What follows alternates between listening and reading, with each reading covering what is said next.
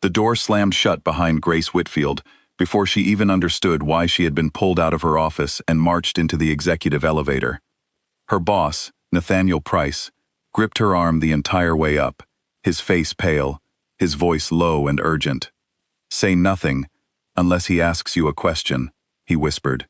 "And whatever you do not argue with him." Grace had been a lawyer at Price & Associates for exactly 14 months. She reviewed contracts, checked clauses, and filed paperwork nobody else wanted to touch. She was good at her job, sharp with details most people skimmed past, but she was not important. She was not the kind of lawyer who got summoned to a private meeting on the top floor of a glass tower that overlooked the entire city. Grace tried to remember everything she had ever read about Vincent Cole while the elevator climbed higher than she had ever gone in this building. She remembered a photograph from a business magazine, him standing beside a shipping crane in a tailored coat, his expression unreadable. She remembered a headline about an investigation that had opened and closed within a week, with no explanation given to the public. She remembered how her mother, who read every crime article in the local paper out of habit, had once said his name the way people said the names of storms, with a kind of respect built entirely out of fear. "Nathaniel," she said quietly, "why me? You have senior partners. You have people who've worked here for 20 years. Because he asked for someone who wasn't already tangled up in his business," Nathaniel muttered, not quite meeting her eyes. "Someone with nothing to lose and nothing to protect. I told him you were careful. I didn't tell him you were stubborn." "Is that a bad thing right now?" "I don't know yet," he admitted. "Just don't give him a reason to notice you more than he has to." The elevator doors opened onto a hallway so quiet, it felt like the air itself was holding its breath. Two men in dark suits stood outside a set of double doors, their eyes tracking Grace as she walked past them. She kept her chin up, though her heart was pounding hard enough that she was sure everyone could hear it. Nathaniel knocked once, then pushed the door open. The office inside was enormous, all dark wood and tall windows, and at the far end of it, behind a desk that looked like it cost more than her entire apartment building, sat a man Grace recognized instantly, even though she had never met him in person. Vincent Cole. Every newspaper in the city had written about him at some point, though never with real details, because nobody who knew anything true about Vincent Cole was foolish enough to say it out loud. He ran half the shipping contracts that moved through the harbor, owned buildings across 3 districts, and according to whispers nobody could ever confirm, controlled far more than what appeared on paper. The office smelled faintly of cedar and old paper. A single painting hung behind the desk, a dark study of a harbor at night, ships lined up like sleeping animals along the docks. Grace noticed, absurdly, that there were no photographs anywhere in the room, no family, no friends, nothing personal at all, just books, folders, and the quiet hum of a city far below the window. He did not stand when they entered. He simply looked up, his dark eyes moving from Nathaniel to Grace, lingering on her for a moment longer than she expected. "This is her?" Vincent asked, his voice flat, almost bored. "Yes, Mr. Cole," Nathaniel said quickly. "Grace Whitfield, one of our most detail-oriented associates. She looks young." "She's thorough," Nathaniel said. "That's what you asked for." Vincent leaned back in his chair, studying Grace like she was a puzzle he hadn't decided was worth solving. "Do you know why you're here, Miss Whitfield?" "No," Grace admitted. There was no point pretending otherwise. 3 of the best contract lawyers in this city spent 4 months drafting a marriage agreement for me," Vincent said, sliding a thick folder across the desk toward her. "I want someone new to look at it, someone who hasn't been staring at it so long they've stopped seeing it clearly." Grace glanced at Nathaniel, who gave her the smallest nod, urging her forward. She stepped up to the desk and picked up the folder. It was heavier than she expected, thick with pages of dense legal language, appendices, and signatures. "You want me to review a prenuptial agreement," she said carefully. "I want you to find something wrong with it," Vincent said. "Because I don't believe you will." Something in his tone made her look up. It wasn't cruelty exactly, but it was close to it, a kind of dismissal that assumed the outcome before the work had even started. Grace had spent her whole career being underestimated. She was used to men in expensive suits assuming she was decoration in a meeting rather than someone who had graduated top of her class. But this was different. This felt like a test designed to be failed. "And if I do find something wrong with it?" she asked, before she could stop herself. Nathaniel's face went white. Behind Vincent, one of the guards shifted, as if surprised anyone would speak to him that way. But Vincent Cole smiled. It was a small smile, more amused than warm, but it changed his whole face for a moment, made him look less like a headline and more like a man who hadn't expected to be interesting in years. "If you find a real flaw," he said slowly, "something my own lawyers missed, something that could actually cost me, then I'll marry you instead of the woman this contract was written for." The room went completely silent. Grace was certain she had misheard him. Nathaniel made a small, strangled sound in his throat. "That's not funny," Grace said. "I'm not laughing," Vincent said. "Consider it a professional wager, Miss Whitfield. You have 3 days. Take the contract, take my driver, take whatever resources you need. If you find nothing, you go back to reviewing shipping manifests for the rest of your career. If you find something, well," he shrugged, as if the outcome barely mattered to him either way, "we'll see how serious I am." For a moment, Grace forgot how to breathe properly. She had heard plenty of strange things said in boardrooms before, promises made carelessly by men who thought consequences belonged to other people. But this felt different. Vincent Cole didn't strike her as a man who spoke without meaning it, even when the words sounded absurd. She glanced down at the folder in her hands, then back up at him, searching his face for some sign that this was a test of a different kind, a way of seeing whether she would panic, whether she would laugh nervously and back out of the room. His expression gave her nothing. He simply waited, patient, as though he already knew what her answer would be before she gave it. Grace knew she should refuse. She knew the smart thing, the safe thing, was to hand the folder back, apologize for wasting his time, and disappear into obscurity, where dangerous men like Vincent Cole never noticed her. But there was something about the way he had said it, so calm, so certain that she would fail, that lit a small fire of stubbornness in her chest that she hadn't felt in years. 3 days, she repeated. 3 days, Vincent confirmed. "My driver will bring you anything you need. Do not discuss this contract with anyone outside this office. Not your colleagues, not your friends, not your family. Is that understood?" "Understood," Grace said, though her mind was already racing through everything that phrase implied. Contracts that important people wanted kept quiet were rarely just about money. There was always something underneath, something the paperwork was trying to hide or protect. Nathaniel practically pulled her out of the office once the meeting ended, his hand shaking as he guided her back toward the elevator. He didn't speak until the doors closed and they were moving down. "Do you understand who that man is?" he asked her, his voice barely above a whisper. "I've read the papers," Grace said. "The papers don't know half of what's true," Nathaniel said. "Vincent Cole is not someone you make promises with, Grace. He doesn't make jokes. If he said he would marry you, he meant it as a threat, or a test, or something we don't understand yet. Whatever it is, you need to find nothing in that contract. Do you hear me? Nothing." "Why?" Grace asked. "If it's a genuine mistake, wouldn't he want to know?" "That contract was written for Isabel Marchetti," Nathaniel said, and the name meant nothing to Grace, but the way he said it, low and careful, told her it should have. Her family runs half the ports on the eastern coast. "This marriage isn't about love, Grace. It's about alliances. If something is wrong with that contract, if it falls apart, you could be starting a war between 2 families that could burn this entire city down. Do you understand what I'm asking you to do?" "You're asking me to lie," Grace said. "I'm asking you to be careful," Nathaniel said. "There's a difference." The elevator reached the ground floor, but neither of them moved right away. Nathaniel rubbed his hands over his face, looking older than he had that morning. 10 years ago, he said quietly, there was a dispute between the Cole family and the Marchetti family over harbor rights. It nearly turned into something none of us wanted to see. This marriage was supposed to end that, permanently. 2 names joined together, instead of 2 names at war. Every person in this city who understands how things really work has been waiting for this agreement to be signed.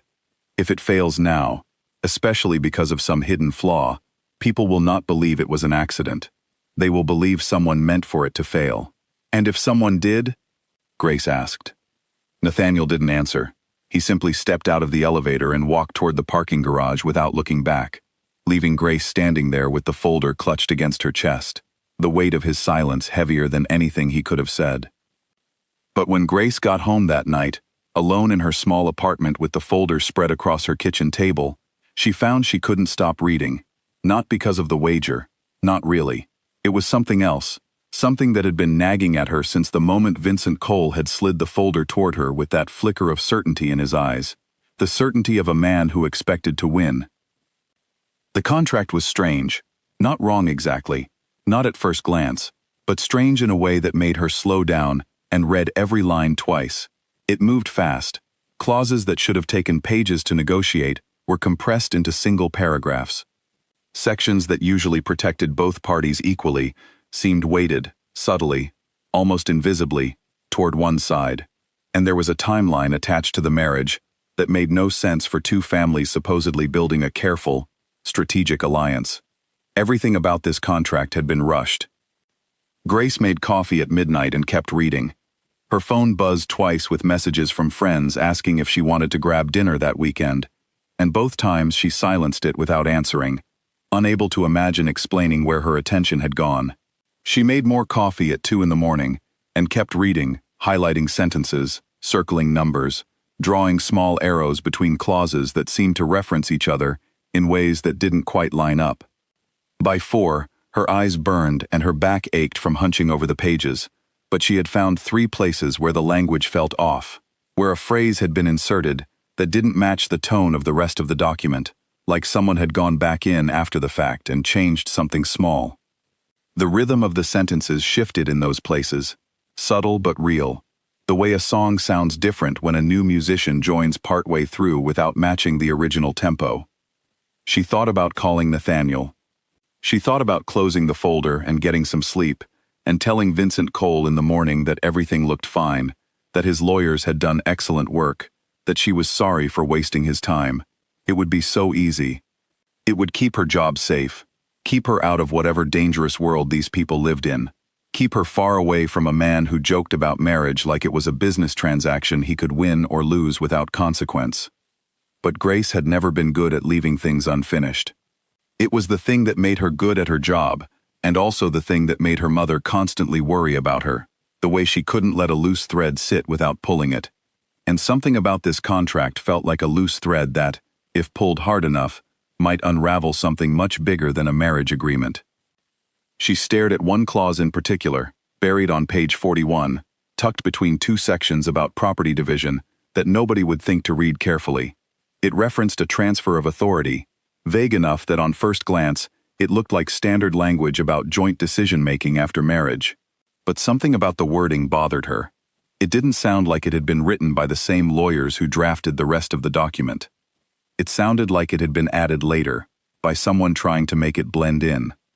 Grace pulled out a fresh notepad and began cross-referencing every clause that touched ownership, control, and inheritance. It took her another 2 hours, tracing definitions across different sections, checking how terms used on page 10 connected to terms used on page 80, until finally, as the sun began rising over the city outside her window, she found it. It wasn't a small mistake. It wasn't a typo or a technicality.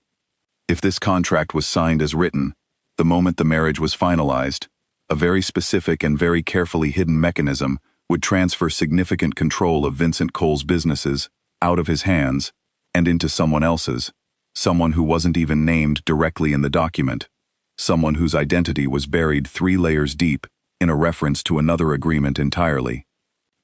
Grace sat back in her chair, her hands trembling slightly, not from exhaustion this time, but from the weight of what she had just found. This wasn't a mistake. Mistakes didn't hide this well. Mistakes weren't built with this much intention. A mistake would be sloppy, obvious once found, easily explained away as an oversight. This was something else entirely, a mechanism built with patience, disguised with skill, placed exactly where no one would think to look, unless they cross-referenced every definition in an 80-page document at 4 a.m, out of pure stubbornness. She read the clause again, then a third time, tracing the reference back through 2 other sections, until she was certain she hadn't misunderstood it. Whoever had written this edition understood contract law well enough to make it look natural, but not quite well enough to make it invisible to someone who refused to stop looking. That detail mattered. It meant this wasn't the work of an amateur, but it also wasn't the work of someone flawless. It was the work of someone confident, someone who believed no one would ever read this closely, or someone who believed that by the time anyone did, it would already be too late to matter. Someone had sabotaged Vincent Cole's marriage contract, and they had done it so carefully that 3 of the city's best lawyers had missed it completely. She looked at the clock. It was almost 6 in the morning. She had 2 days left before she was supposed to give Vincent Cole her answer, and she suddenly understood, with a cold certainty that settled into her stomach, that this was no longer just about winning or losing a strange wager. If she was right, someone close to Vincent Cole wanted him to lose everything, and they were using his own marriage to do it. Grace closed the folder, gathered her notes, and sat in the gray morning light, trying to decide what would happen the moment she walked back into that office and told a dangerous man that his entire empire was standing on the edge of a trap nobody else had seen coming. She didn't know yet whether telling him would make her safer, or whether it would put her directly in the path of whoever had built that trap in the first place. But she knew she couldn't stay silent. Not now. Not when she had already seen what was hidden beneath the surface.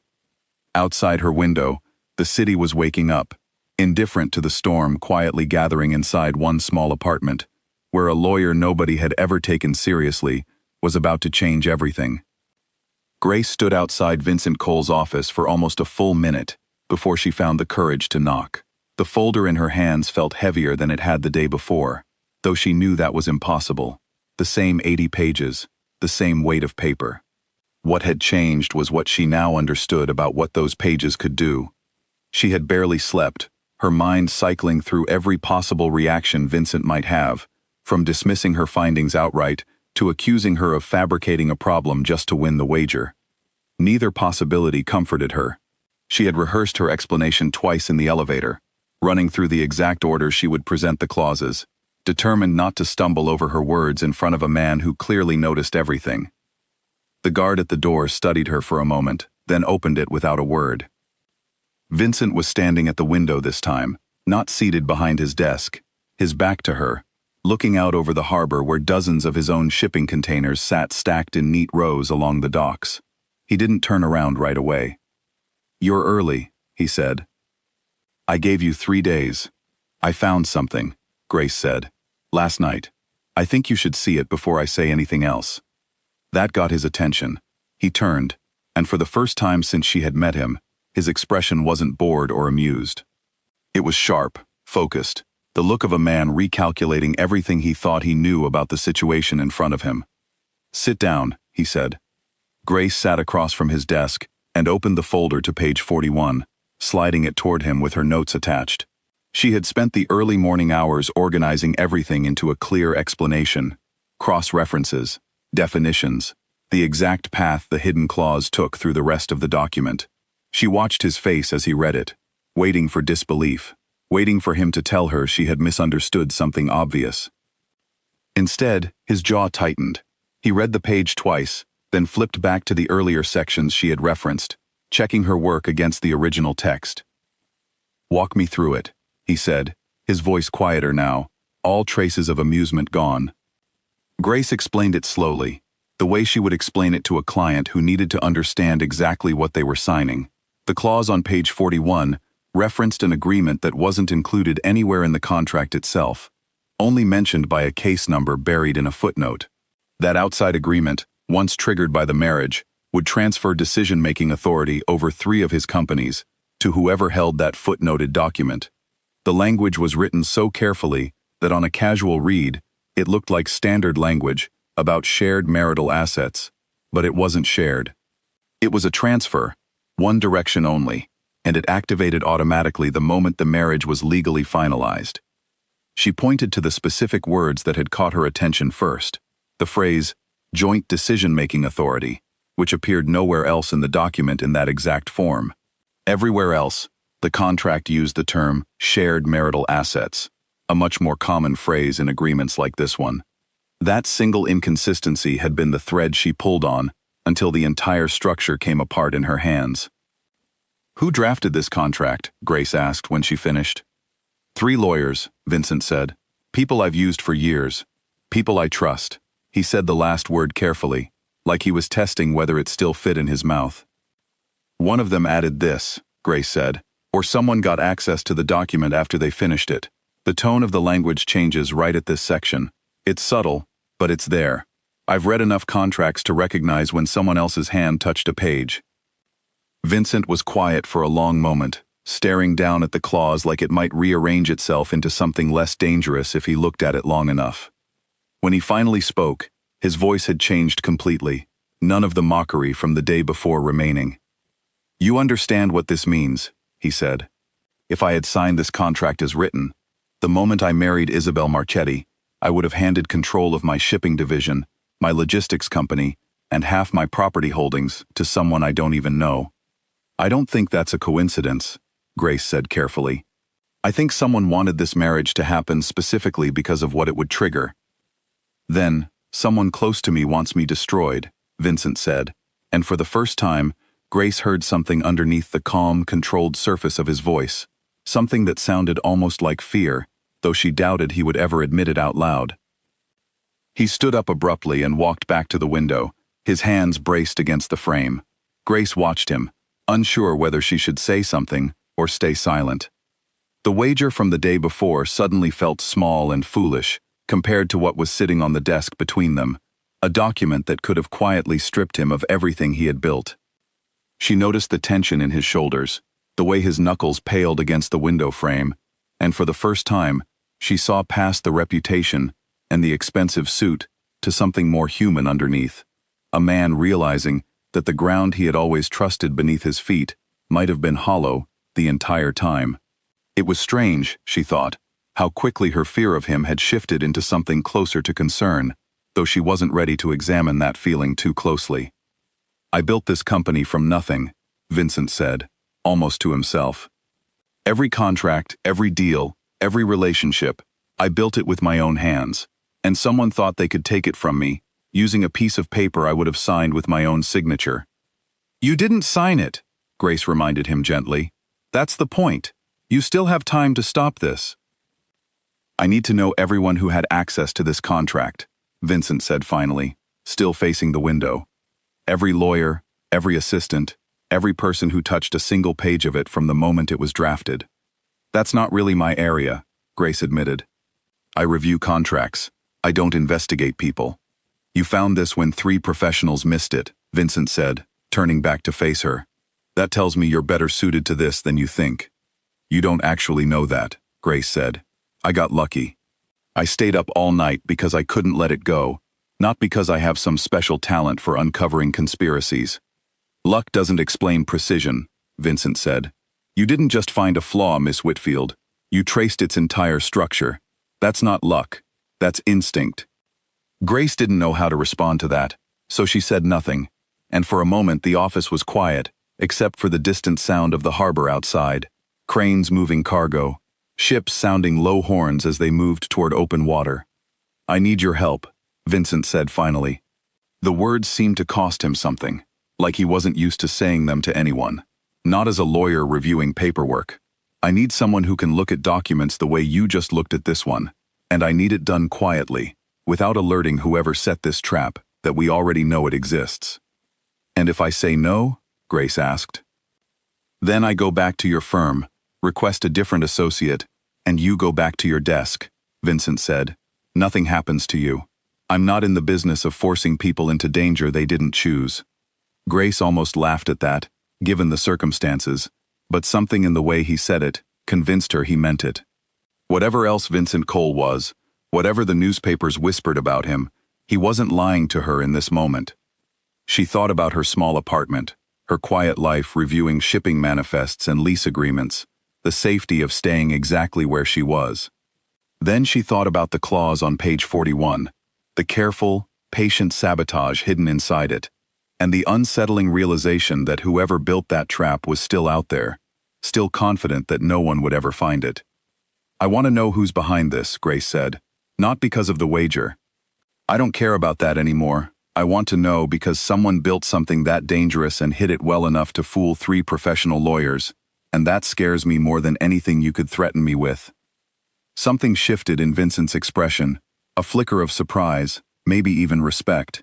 Then we start today, he said. I'll have my assistant pull every record of who accessed this contract during the drafting process. You'll review the language patterns and tell me if you can identify who wrote that section, based on style alone. That could take days, Grace said. Then we have days, Vincent said. What we don't have is the luxury of ignoring it. Over the next several hours, Vincent's office transformed into something between a legal library and a command center. A tall, quiet man named Dominic, who Grace understood to be some kind of head of security, brought in boxes of records, drafts, and email correspondence tied to the contract's creation. Grace worked at a side table, comparing language patterns across dozens of documents, trying to find the fingerprint of whoever had inserted that clause. It was slow, careful work, the kind most people would find unbearably tedious. But Grace found herself falling into a familiar rhythm, the same focus that had kept her up all night reading the original contract. Dominic brought her coffee twice without being asked, setting it down quietly beside her elbow, and once, when she stretched her stiff shoulders after hours, hunched over the same stack of pages, she caught him watching her with something like curiosity, as though he wasn't used to seeing anyone work this hard on Vincent's behalf, without being ordered to. She barely noticed when Vincent moved to stand near her, watching over her shoulder as she highlighted phrases and cross-referenced dates. "You're not what I expected," he said, after a long stretch of silence. "What did you expect?" Grace asked, not looking up from the page in front of her. "Someone who would tell me what I wanted to hear," Vincent admitted. "Someone too afraid of losing their job to actually do the work properly." "I almost did that," Grace said honestly. "My boss told me to find nothing. He said it would be safer for everyone if the contract looked clean." "Why didn't you listen to him?" Marindate. Grace considered the question for a moment before answering. "Because if I had, you would have signed a document that destroyed everything you built, and I would have known the whole time that I could have stopped it. I don't think I could have lived with that." Vincent didn't respond right away, but when Grace finally looked up at him, she found him watching her with an expression she couldn't quite name, something more careful and more genuine than the mocking amusement from their first meeting. "3 lawyers missed this," he said quietly. "You didn't." "I got lucky," Grace repeated. "Stop saying that," Vincent said, and there was no humor in it this time. "You didn't get lucky. You paid attention when everyone else stopped looking." By late evening, Grace had narrowed the language pattern down to a short list of 3 people who had access to the final draft before it was sent to Vincent for approval. 2 names belonged to junior associates at the law firm handling the drafting, people with no obvious connection to anyone who might benefit from destabilizing Vincent's empire. The 3rd name gave her pause. Adrian Voss. According to the records, he wasn't a lawyer at all, but a close advisor who had reviewed the final contract on Vincent's behalf before it went to print. Someone trusted enough to have unsupervised access to every page. "Who is Adrian Voss?" Grace asked, sliding the name across the table toward Vincent. His expression darkened instantly. "He's been with me for 6 years," Vincent said. "He handles negotiations I don't have time to attend personally. I trust him with things I don't trust anyone else with." "The language pattern in that clause matches documents he's written before," Grace said carefully. "I can't be certain, not without more comparison, but it's the strongest match I've found."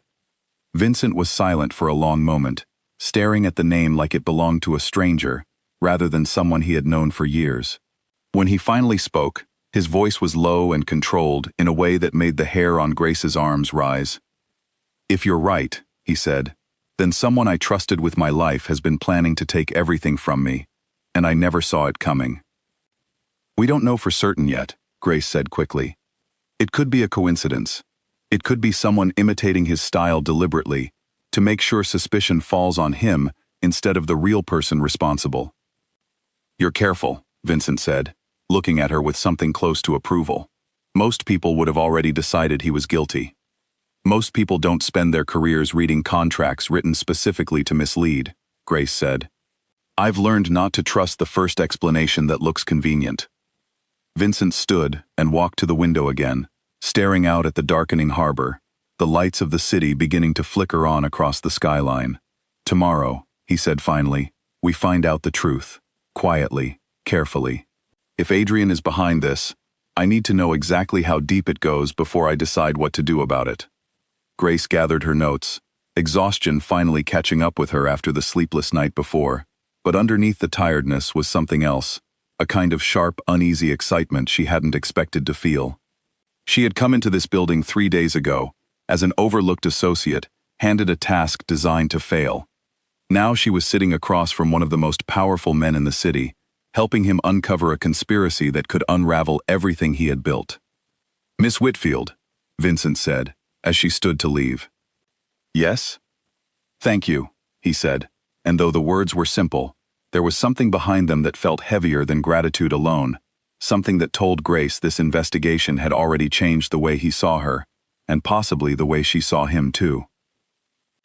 She left the office that night with the folder tucked under her arm, the city lights blurring past the car window, as Vincent's driver took her home. She rested her head against the cool glass, watching the streets slide by, replaying the day in her mind. 24 hours ago, she had been an anonymous associate reviewing shipping manifests, and now she was carrying knowledge that could unravel a conspiracy powerful enough to threaten one of the most feared men in the city. Her phone buzzed with a message from Nathaniel, asking if she had spoken to Vincent yet, asking if everything had gone smoothly, asking her to call him the moment she was free. She stared at the message for a long time without answering, unsure how to explain any of what had happened without breaking the promise of silence Vincent had asked of her.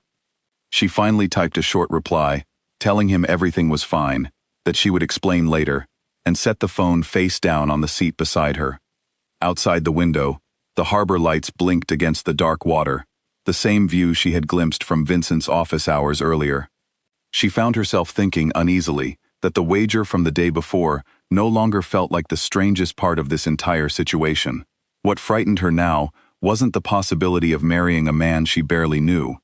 It was the growing certainty that somewhere in this city, someone patient and dangerous was still watching, still waiting, and still convinced that no one would ever catch them.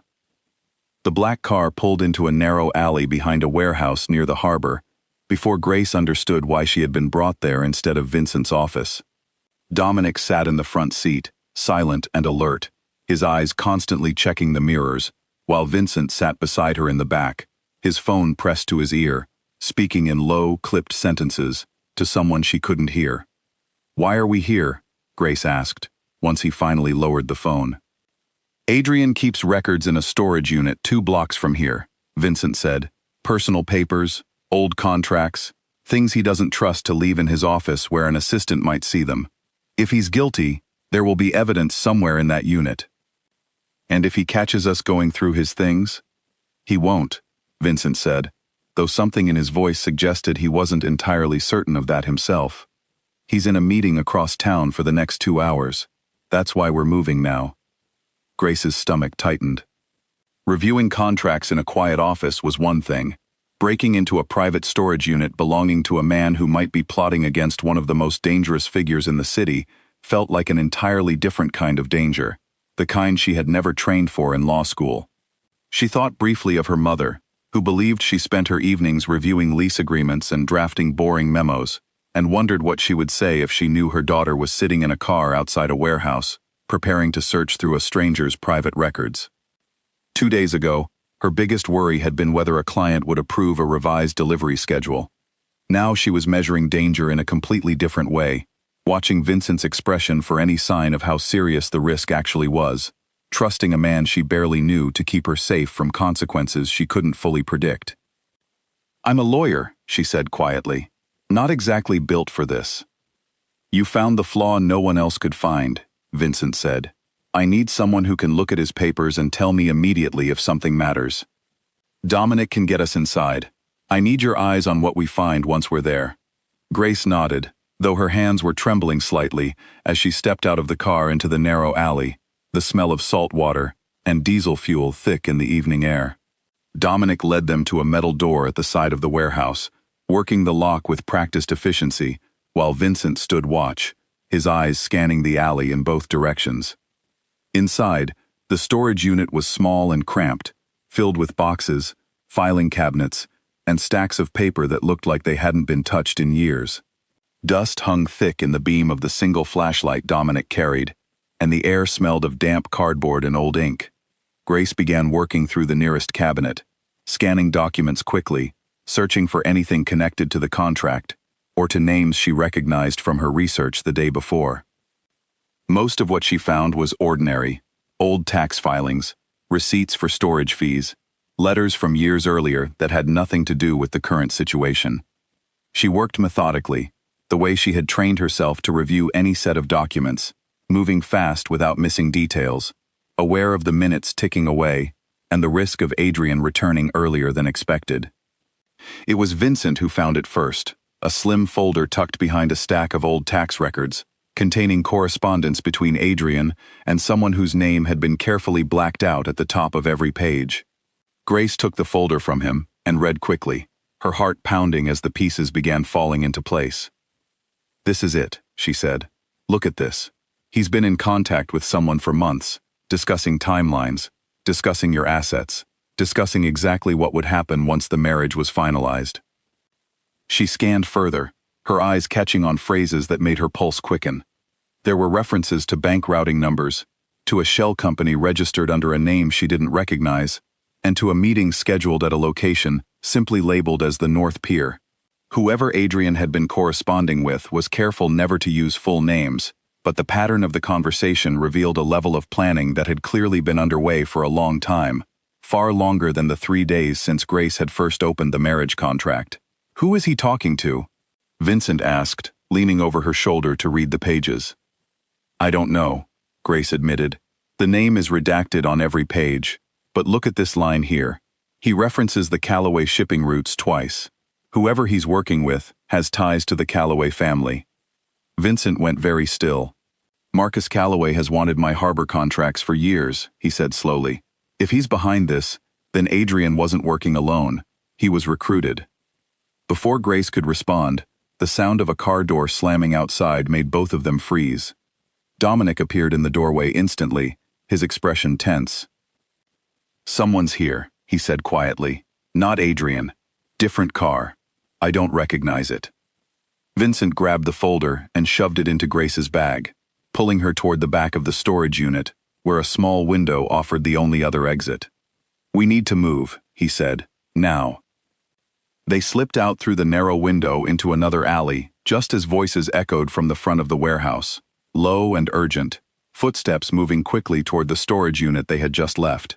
Vincent pulled Grace close against the shadow of the building, his hand firm on her arm, both of them holding perfectly still as the footsteps passed within feet of where they stood hidden.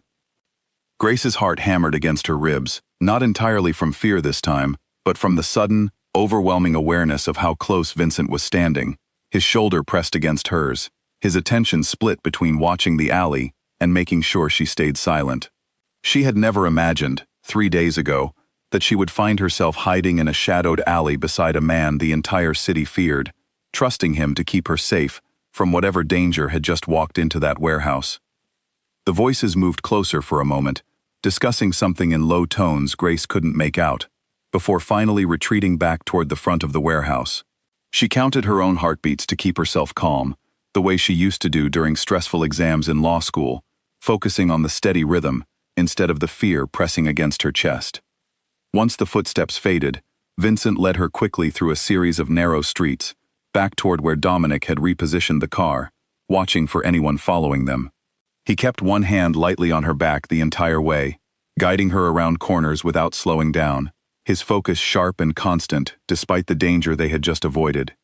They climbed inside, and only once the car pulled onto the main road did Grace finally allow herself to breathe normally again. "Who was that?" she asked. "I don't know," Vincent admitted, "but someone knew we would be there, or someone is watching that storage unit closely enough to notice unexpected visitors. Either way, this confirms it. Adrian isn't acting alone, and whoever he's working with is careful enough to have people watching his back." Grace pulled the folder from her bag, her hands still unsteady from the encounter. "There's something else here," she said, flipping through the pages more carefully now that they were safely moving. "A date, 3 weeks from now. I think that's when they planned to finalize whatever this was, right around the same time your original marriage contract was supposed to be signed." Vincent took the folder from her, reading the date himself, his jaw tightening with each passing second. "They were counting on the marriage happening on schedule," he said, "which means they don't know yet that we've found the flaw in the contract." "That gives us time," Grace said. "If they think everything is still moving forward as planned, we can use that." "You're thinking like someone who plans ambushes now," Vincent said, and though his voice carried a trace of dark humor, there was real respect in it too. "I'm thinking like someone who doesn't want to end up on the wrong side of whatever this becomes," Grace said honestly. The car fell quiet for a while after that, both of them absorbing the weight of what they had found.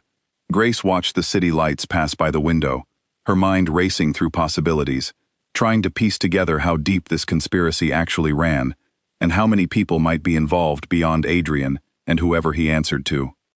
"Can I ask you something?" she said eventually. "Go ahead." "Why did you actually bring me into this?" Grace asked. "You could have handled this with your own security team, with people trained for exactly this kind of work.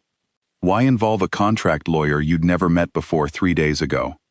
Vincent was quiet for a moment, considering the question with more care than she expected. "Because everyone else around me has a reason to want something from this outcome," he said finally. "My security team answers to me because I pay them. My lawyers answer to me because I'm their client. You had no reason to find that flaw, except that you couldn't stand leaving something broken. That kind of honesty is rare in my world, Miss Whitfield. I didn't want to lose it the moment I found it." Grace didn't have a response to that, so she said nothing, watching him instead, noticing the way his expression had softened slightly, the sharp, guarded look from their first meeting, replaced by something more open, more uncertain, as if he wasn't entirely sure what to do with the way this situation had evolved either. "You said your world was full of people who wanted something," she said eventually. "Doesn't that get exhausting, never knowing who's being honest with you?" "It used to bother me more," Vincent admitted. "After a while, you stop expecting honesty and start looking for consistency instead. People who want something from you are usually predictable, at least. It's the people who claim to want nothing who worry me the most." "Is that why you trusted Adrian for so long?" Grace asked, immediately wondering if the question had gone too far. But Vincent didn't seem offended. "Adrian never claimed to want nothing," he said. "He always had ambitions. I respected that. I thought I understood the shape of them.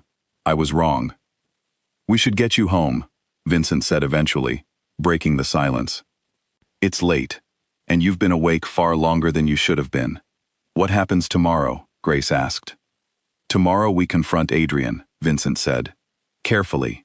I need to know how far this goes before I decide how to handle it.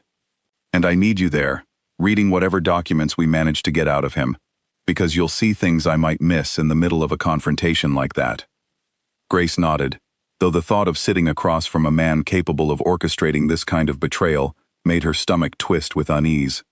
The car eventually pulled up outside her apartment building, and Vincent walked her to the door himself, waving off Dominic when he moved to follow. "Thank you," Vincent said, standing on the sidewalk outside her building, for staying calm back there. Most people would have panicked. "I was terrified," Grace admitted. "You didn't show it," Vincent said. "That matters more than you think." For a moment, neither of them moved, the quiet street around them empty, except for distant traffic, and the soft hum of streetlights overhead.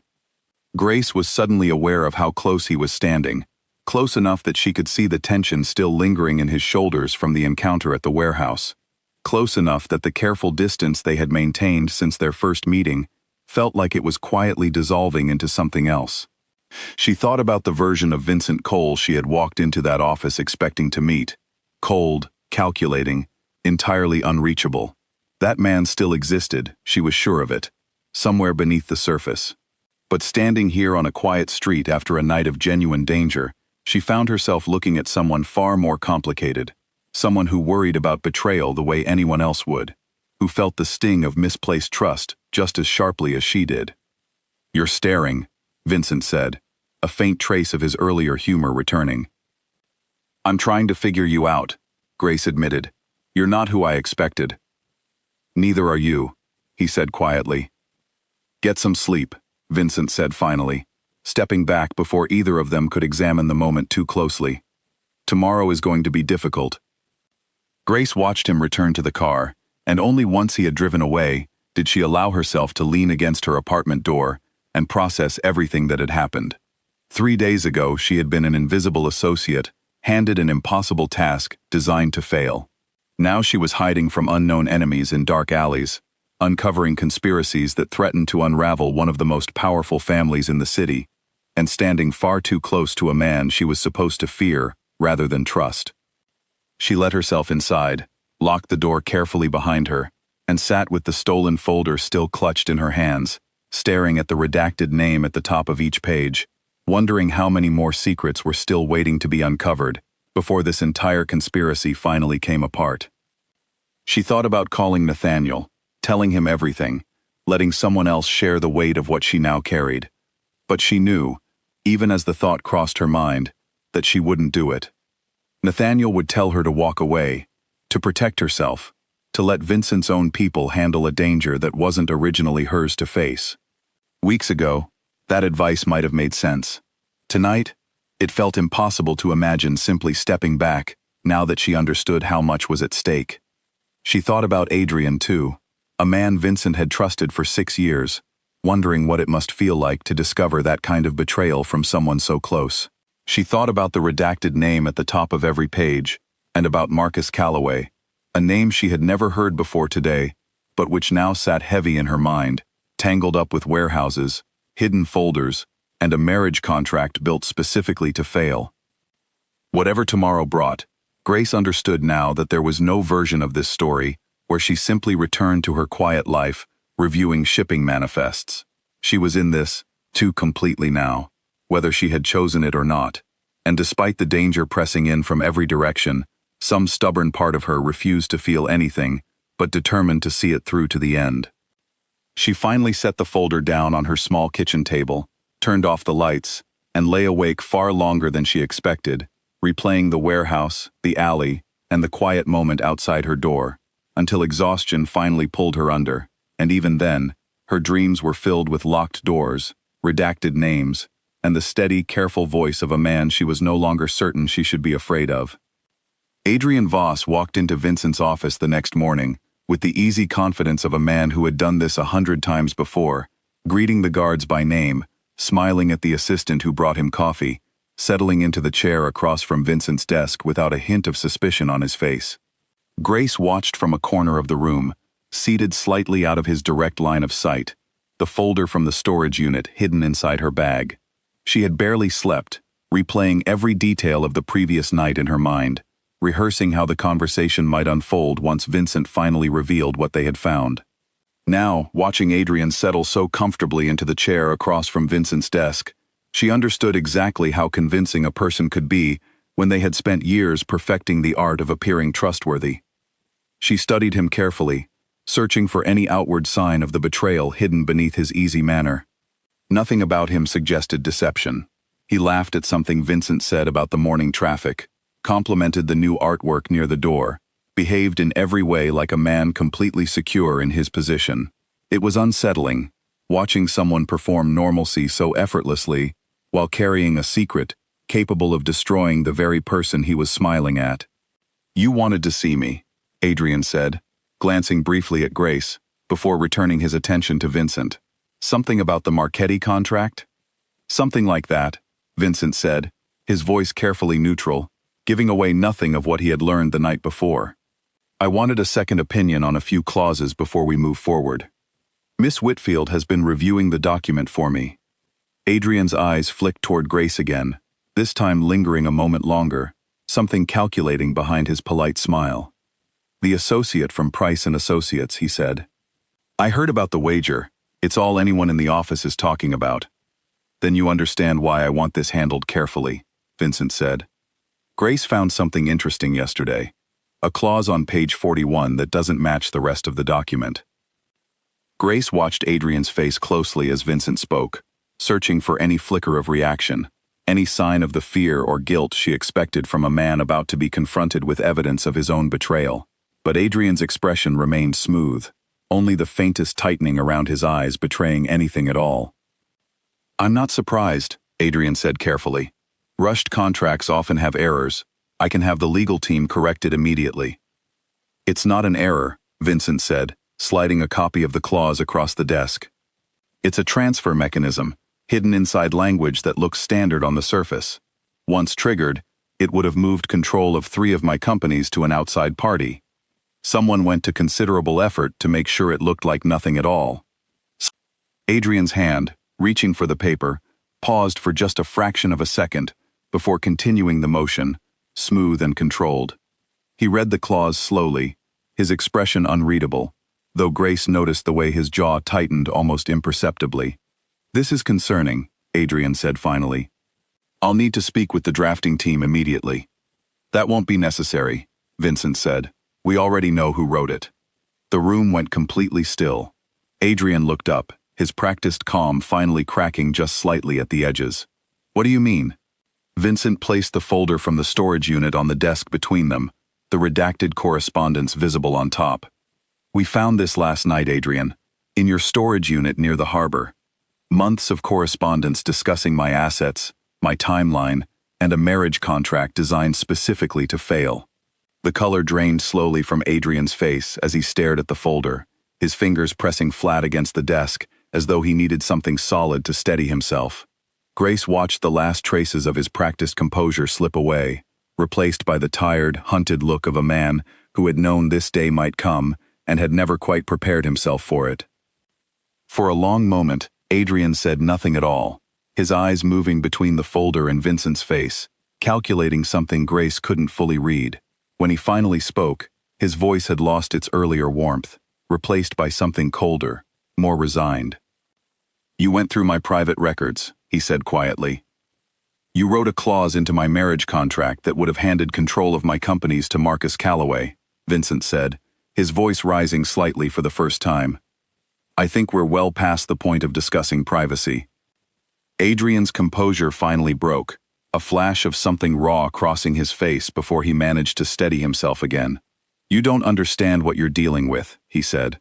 "Marcus Calloway has resources you can't imagine, connections that reach into places you've never thought to look. When he approached me 2 years ago, he made it very clear what would happen to my family if I refused to help him." Grace felt a chill run through her at those words. This wasn't simple greed or ambition. Adrian hadn't betrayed Vincent for personal gain. He had been forced into it, trapped between 2 dangerous men with no good option available to him. "You could have come to me," Vincent said, though his voice had softened slightly, the anger tempered now by something closer to disbelief.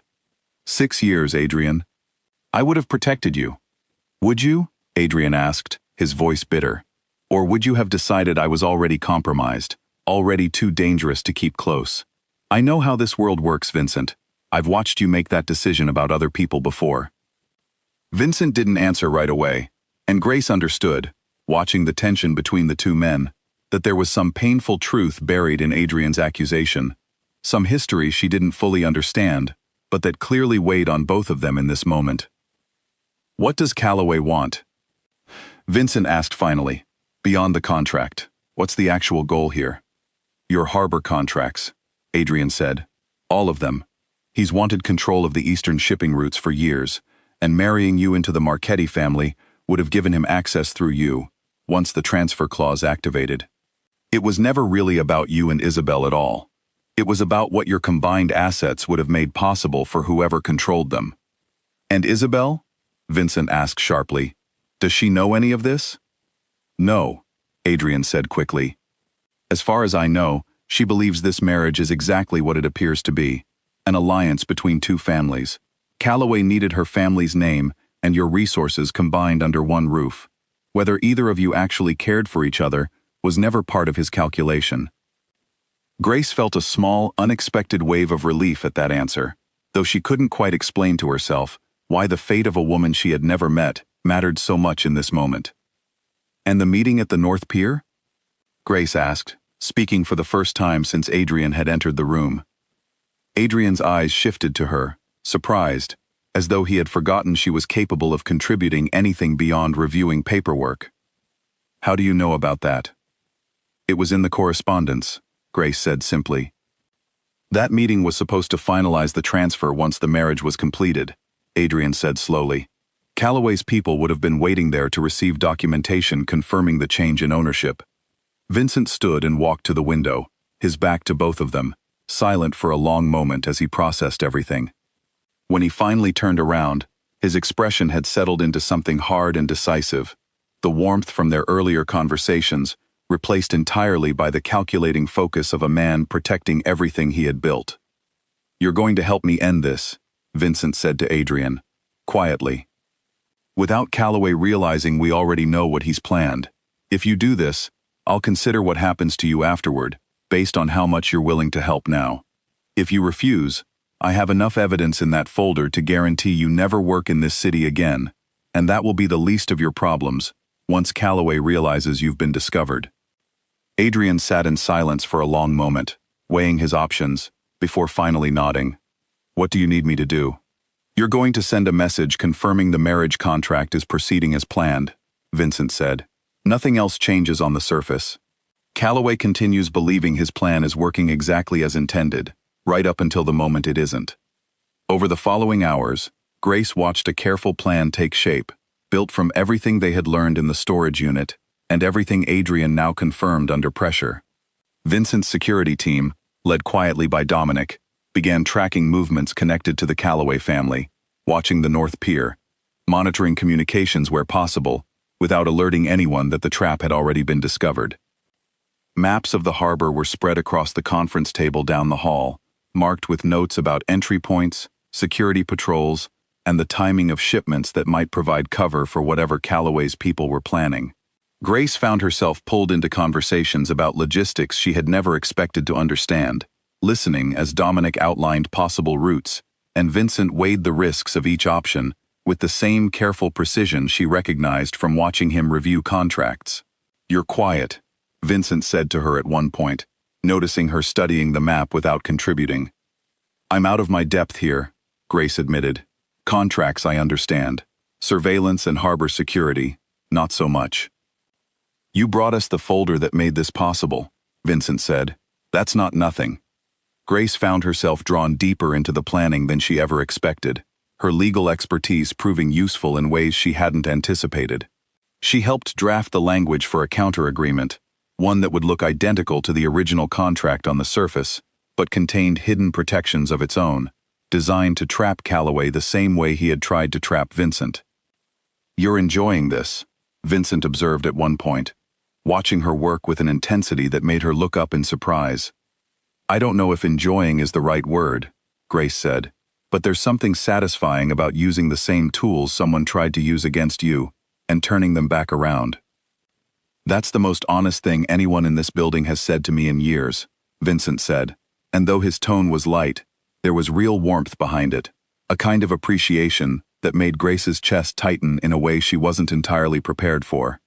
As the day stretched into evening, the weight of everything they had uncovered began to settle more heavily over the room.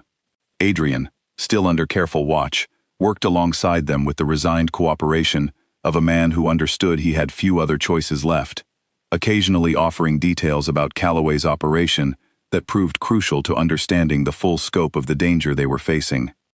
"He won't stop with this," Adrian said quietly, during a brief pause in the work. "Even if this specific plan fails, Calloway has been patient for years. He'll find another way in, eventually." "Then we make sure there isn't one," Vincent said firmly. Grace watched him as he said it, noticing the exhaustion beginning to show beneath his composed exterior, the strain of discovering betrayal from someone he had trusted for years, finally catching up to him. She found herself wanting, more than she expected, to offer some kind of comfort, though she wasn't certain what that would even look like, given everything happening around them. She thought about how strange it was that a man capable of instilling fear across an entire city could look this weary, this human, once the doors were closed and the performance of control was no longer required. It made her realize how little the newspapers and whispered rumors had ever captured about who Vincent Cole actually was, beneath the reputation everyone assumed defined him completely. "You should rest," she said quietly, once Adrian had been escorted out under Dominic's watch, leaving just the two of them in the office, as darkness settled fully outside the windows. "You've been awake as long as I have, and tomorrow is going to require both of us at our best." "I don't rest well," Vincent admitted, "not when something like this is unresolved." "Neither do I," Grace said. "But exhausted people make mistakes, and we can't afford mistakes right now." Vincent studied her for a long moment, something unreadable passing across his face. "You've become far more involved in this than I ever intended," he said. "I brought you in to review a contract. I never expected you to end up standing beside me while I dismantled a conspiracy against my own empire." "I didn't expect it either," Grace admitted, "but I don't regret it." "Even after everything you've seen these past few days?" Vincent asked. "The danger, the betrayal, all of it?" Grace considered the question seriously before answering. "Especially after everything I've seen," she said.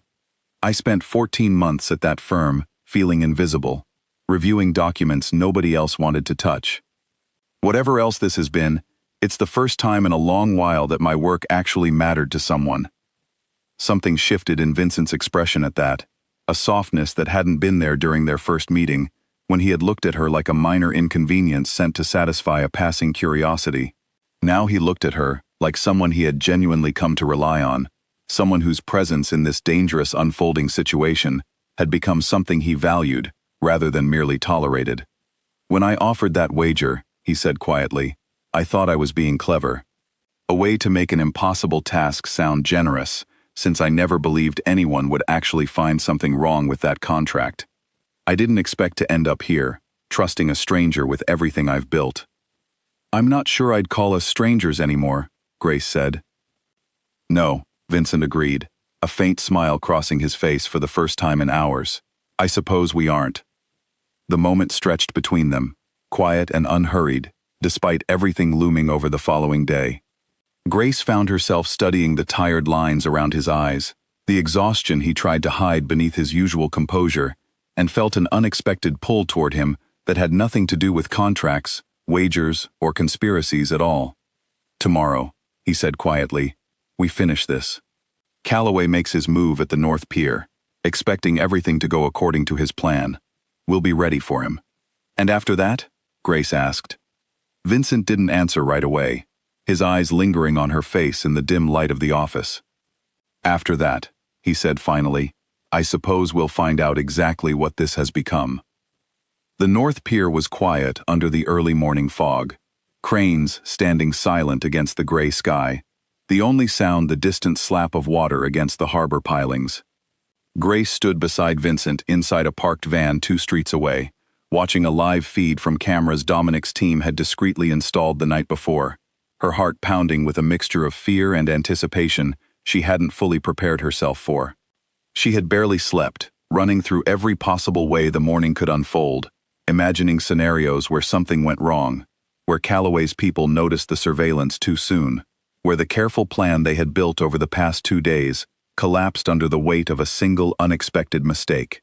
Sitting in the cramped van now, watching the gray monitor glow faintly in the dim light, she found herself gripping the edge of her seat without realizing it. "They're early," Dominic said, watching a black sedan pull into the pier's loading area, 3 men stepping out, their movements careful and deliberate. "Is Calloway with them?" Vincent asked, his eyes fixed on the small monitor. "Not yet," Dominic said. "These look like his people. He'll wait until confirmation comes through before showing himself." Grace felt the tension in the van thicken as the men positioned themselves near a stack of shipping containers, clearly waiting for something, checking their watches, glancing periodically toward the road. According to the plan they had built with Adrian's help, this was the moment when confirmation of the marriage contract's completion was supposed to arrive, triggering the next phase of Calloway's operation. She glanced at Vincent beside her, noticing the stillness in his posture, the way his eyes never left the monitor even as his hands remained perfectly steady at his sides. There was none of the anger from the confrontation with Adrian visible now, only a cold, focused patience that reminded her uncomfortably, of exactly how dangerous a man he could be when the situation demanded it. Instead, Adrian's voice crackled through the radio, calm and steady despite everything at stake. "Sending the message now," he said. On the monitor, Grace watched one of the men check his phone, then turned to speak quickly with the others. Their posture shifted immediately, more urgent now, and within minutes, a second car arrived, sleek and dark, pulling to a stop beside the first. "That's him," Vincent said quietly, as a tall man in a gray coat stepped out, moving with the unhurried confidence of someone who believed he had already won. Marcus Calloway looked exactly like the photographs Grace had found in Adrian's folder, sharp-featured, composed, radiating the kind of quiet authority that made the men around him straighten instinctively as he approached. He said something to the group, gesturing toward the shipping containers, clearly expecting documentation to be handed over, confirming everything had gone according to plan. "Now," Vincent said into the radio. What happened next unfolded quickly. Dominic's team, positioned discreetly around the pier for the past several hours, moved in from multiple directions at once, cutting off the exits before Calloway's men fully understood what was happening.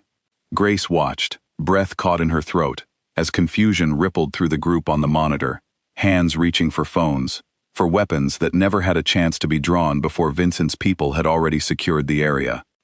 Calloway himself remained remarkably composed even as he was surrounded, his eyes scanning the scene with the calm calculation of a man accustomed to finding an advantage even in the worst circumstances. Grace watched him say something to Dominic, his expression unreadable from this distance, before Vincent finally stepped out of the van and walked toward the pier himself. "Stay here," Vincent told Grace, though something in his tone suggested he already knew she wouldn't listen. She followed a few steps behind, close enough to hear the conversation unfolding between the two men, her legal instincts sharpening despite the fear still coursing through her. This was the moment everything had been building toward, and she needed to understand exactly what was said, exactly what agreements might come out of this confrontation. "Vincent," Calloway said, his voice smooth, almost pleasant, as though they were meeting under entirely ordinary circumstances. "I have to admit, I didn't expect you to move quite this quickly." "You underestimated the person reviewing my contract," Vincent said, gesturing slightly toward Grace without taking his eyes off Calloway. "A mistake, given how much you had writing on that document going unnoticed." Calloway's gaze shifted to Grace for the first time, studying her with the same calculating interest he might apply to any unexpected variable in a plan gone wrong. "The lawyer from the wager," he said. "I heard rumors about you. I didn't believe them." "You should have," Grace said, surprising herself with how steady her voice sounded. "Tell me," Calloway continued, tilting his head slightly, as though genuinely curious despite the collapse of his entire operation unfolding around him. "Was it purely professional pride that drove you to dig so deep into that contract? Or did you already suspect something larger was hiding underneath it?" "I don't leave loose threads unexamined," Grace said. "That's not pride. That's just how I work." "A dangerous habit in this city," Calloway said. "Apparently a useful one too," Grace replied, "given where we're standing right now." Calloway's expression flickered, something between amusement and irritation crossing his face, before settling back into careful composure. "Clever," he said. "Though cleverness only gets you so far in this business, Miss Whitfield. You've delayed something, not stopped it." "We have your correspondence with Adrian," Vincent said. "Months of it. Enough evidence to bury you in legal complications for years, even before we discuss the more personal consequences of trying to steal my company." "Evidence obtained illegally," Calloway pointed out smoothly. "From a storage unit you had no right to enter." "Then I suppose we'll find out how much that matters," Vincent said. "Once every shipping partner you rely on receives copies of exactly what you tried to do here today. Reputation matters more in this business than legal technicalities, Marcus. You know that better than anyone." For the first time, something like genuine concern crossed Calloway's composed features.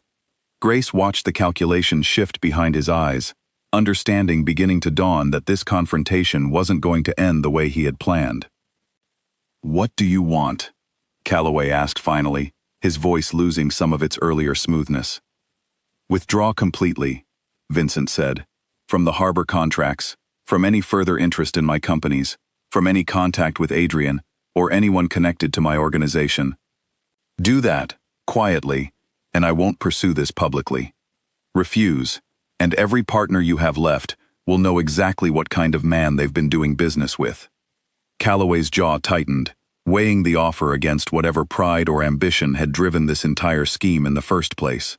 Grace watched the tension stretch between the two men, aware that the outcome of this moment would shape everything that followed, for Vincent's empire, and for the fragile, uncertain thing that had grown between herself and a man she had walked into believing was nothing more than a headline.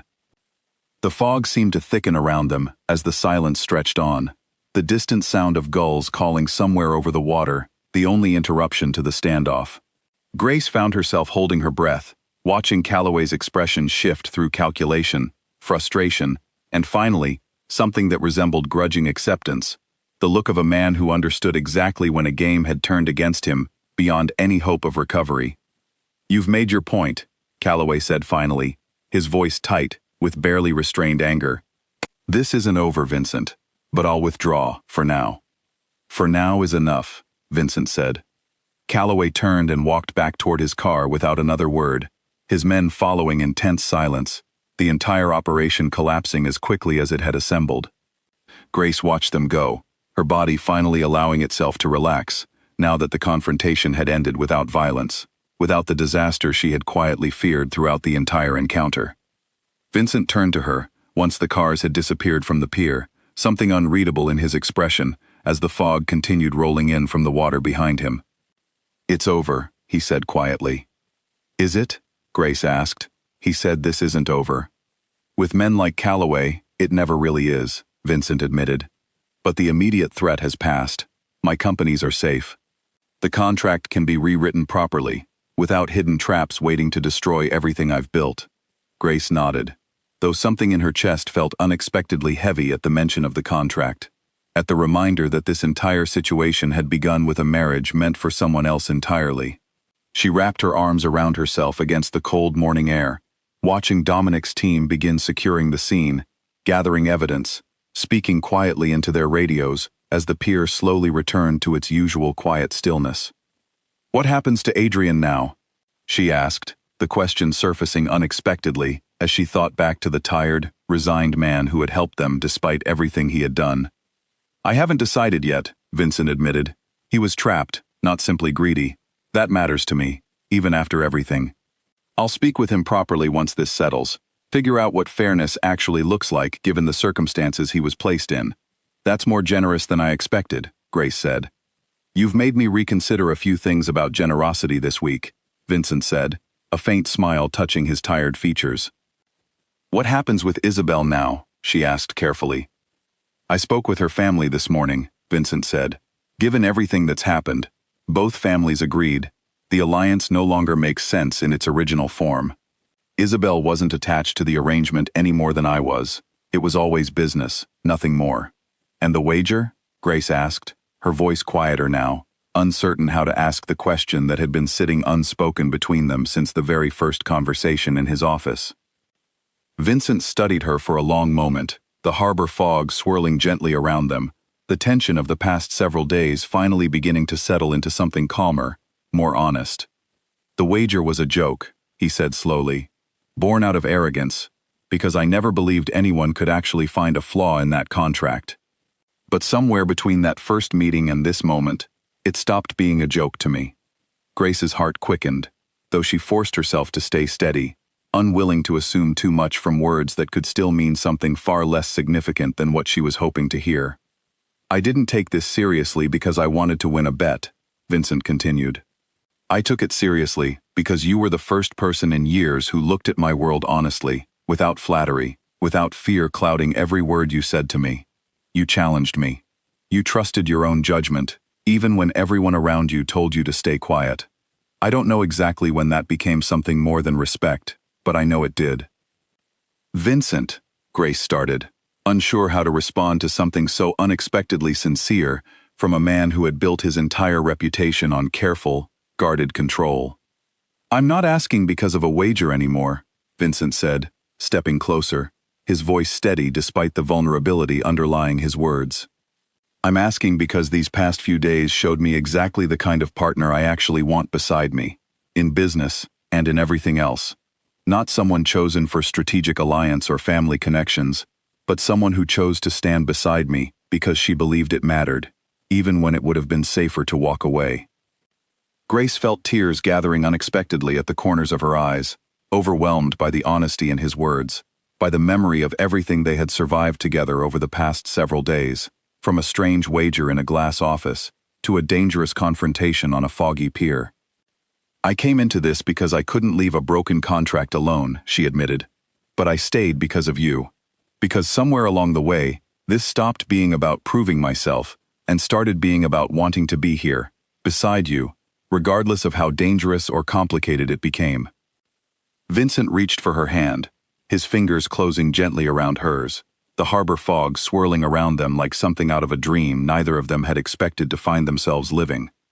Then let's write a new contract, he said softly. One built on honesty instead of strategy.